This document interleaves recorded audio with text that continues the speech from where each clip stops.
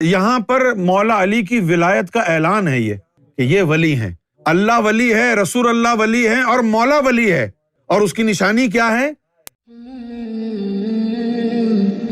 سورہ مائدہ کی آیت نمبر 55 ہے۔ اچھا پہلے اس کا بیک گراؤنڈ سن لیں آپ، پھر میں آپ سے پوچھوں گا کہ یہ کہاں سے آئی ہے بات۔ اس کا بیک گراؤنڈ یہ ہے کہ حضور صلی اللہ علیہ وسلم نماز میں ہیں، مسجد نبوی ہے، مولا علی بھی نماز میں ہے، اور اتنے میں ایک شخص جو ہے مسجد میں آ جاتا ہے، اور مسجد میں نماز کے دوران وہ آواز لگاتا ہے کہ میں مجبور ہوں، میں نادار ہوں، میں ضرورت مند ہوں، میری مدد کرو۔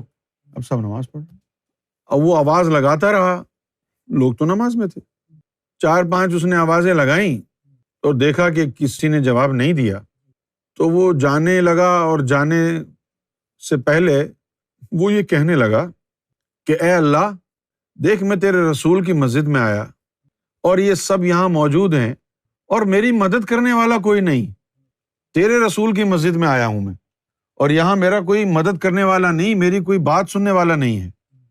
تو حضرت علی نے نماز کے دوران ہی اپنی انگلی اس شخص کی طرف یوں کر دی، اور وہ آیا، انگلی پکڑی تو حضرت علی نے انگلی ہلائی، انگلی میں انگوٹھی تھی، یوں ہلائی اور کہا کہ یہ انگوٹھی لے لے۔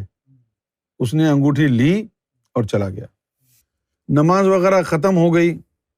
اس کے بعد جو ہے حضور کو لوگوں نے بتایا کہ یا رسول اللہ، ایسے ایسے ایک آدمی آیا اور اس نے ایسا ایسا کہا، اور جب کسی نے بھی توجہ نہیں کی تو مولا علی نے جو ہے اپنی انگلی باہر نکالی، اس میں انگوٹھی تھی، تو وہ انگوٹھی انہوں نے اس آدمی کو دے دی اور وہ لے کے چلا گیا۔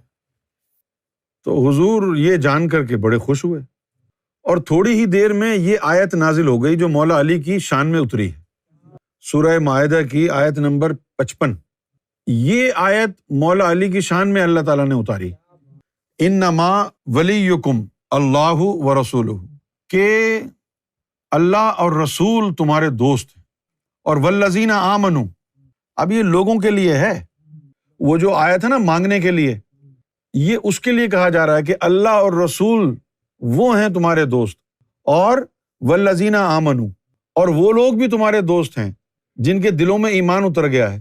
اس کے علاوہ کوئی اور دوست نہیں جو تمہاری مدد کرے نماز میں بھی، ٹھیک ہے۔ والذین آمنوا، اور وہ لوگ جو ایمان جن کے دلوں میں داخل ہو گیا، الذین یقیمون الصلاۃ ویؤتون الزکاۃ، کہ جو نماز بھی پڑھتے ہیں اور زکوٰۃ بھی دیتے ہیں۔